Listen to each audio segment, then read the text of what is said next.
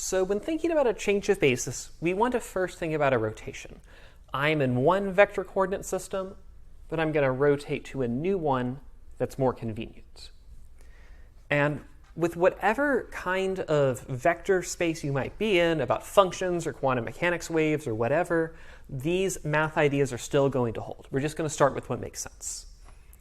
So if I'm going to transform a vector under rotation, that's pretty easy. I've got my vector, which I'm now writing like this. You can just imagine this as a substitute for the little arrow sign on top of it. And my rotation acts on my vector. The rotation is a matrix, and I do matrix multiplication on my vector. Now, what happens to a matrix under a change of basis is a little more complicated.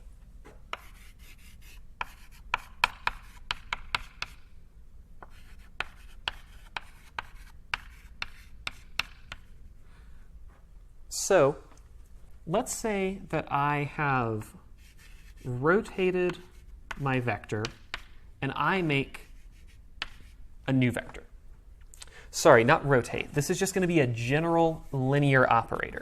I have operated somehow on my vector, and I've gotten a new vector. But I need to change my coordinate system, and I want to see what A looks like under the coordinate system. So I'm going to rotate all of this. Now, W is just a vector. That rotates. That's a rotation matrix. We've already worked that out. V is also just a vector. That also just rotates. What happens to A is a little bit more complicated. So we would like to have an R out front.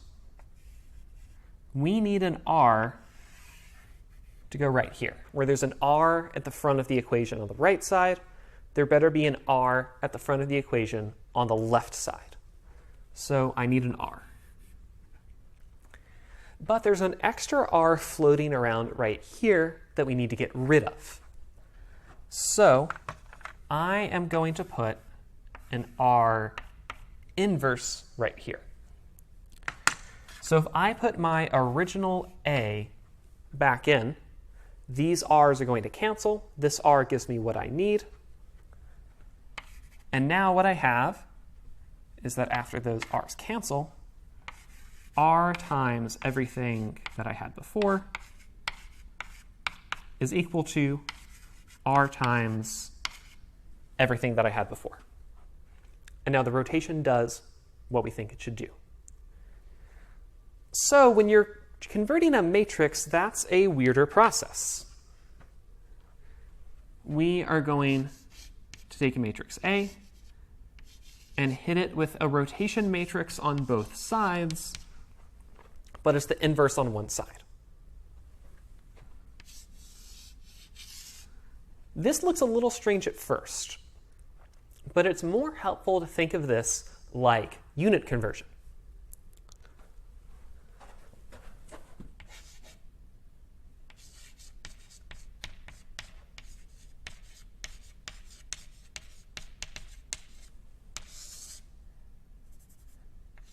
So if I'm doing unit conversion, and I have 1 square meter, and I want to convert that to square centimeters, I cannot just use the 10-to-1 ratio as normal.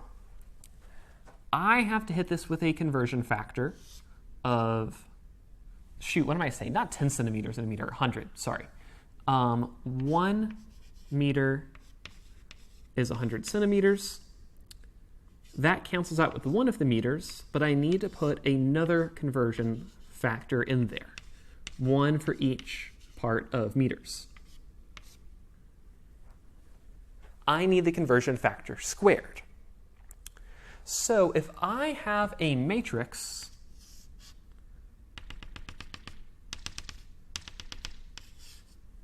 you can kind of think of a matrix as two vectors put together, if you will.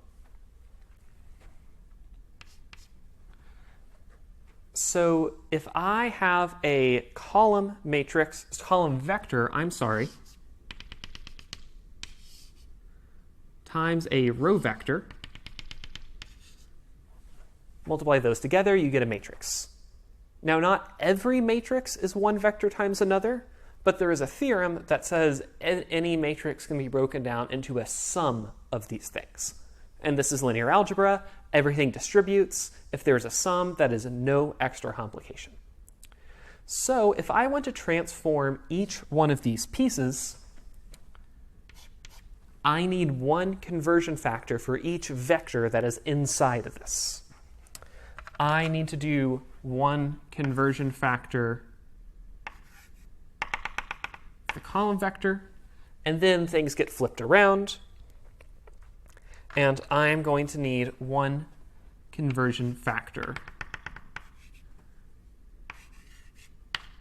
for the row vector. Now, this got transposed, so R gets transposed. And because this is a rotation, you should keep in mind that R transpose R equals 1. This is the all-important rule about rotations. That means R transpose is my inverse. It's the thing that undoes the rotation. So when I transpose this, I got R inverse over there. Now, I'm hand-waving a little bit. I'm talking about rotations when we need to talk about a general change of basis, but this generalizes. The inverse idea is what we need to make this work, and you can see that right here from unit conversions and examples with rotations. So if you take quantum field theory, you are going to learn about Lorentz transforms and conversions with Lorentz transforms, and you have to keep everything Lorentz invariant. And doing a change of basis under a Lorentz transform is going to be really annoying, and it's going to be like being lost in a sea of indices, unless you're thinking about it like this. If you think about this like unit conversion, where you have to do the rotation matrix, or the more complicated Lorentz boost matrix, on every vector in your set, then it's going to be easier to keep track of this. And if you think of a matrix as something that can get broken down into vectors being multiplied together, this is going to make more sense. So that's what I want you to keep in the back of your head whenever something about rotations or Lorentz boosts or anything like that comes up.